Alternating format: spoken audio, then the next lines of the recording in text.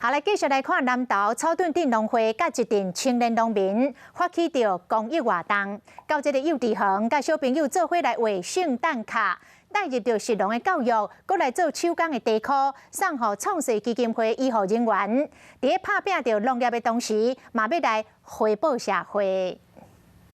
这阵青龙发生一日幼稚园老师带囡仔做伙做圣诞节卡片，甲爱心送往创世基金会，嘛趁一摆机会，甲食农教育加入游戏当中，互囡仔来学习。因为我本身是菇农，所以我特地带了太空包，让小朋友认识香菇从太空包生长出来，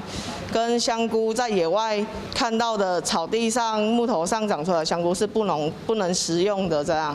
因为圣诞节要到啊，草屯镇农会和青龙合作发起大手牵小手，送爱你甲我的公益活动。虽然大家平常时拢咧做农，不过嘛想要替社会尽一份心，所以家己做手工地壳，送予疫情期间辛苦的医护人员。见他不停的洗手，然后其实对他们的手呢，其实也都这样子，还损伤蛮大的。那当然我们就用这个天然的商品呢，甚至是草屯自家生产的这一些产品呢，做成一个护肤的一个手工皂，给我们这些医护人员。除了生产优质健康的农产品以外，这阵青龙嘛希望把家己的力量带予在地社区。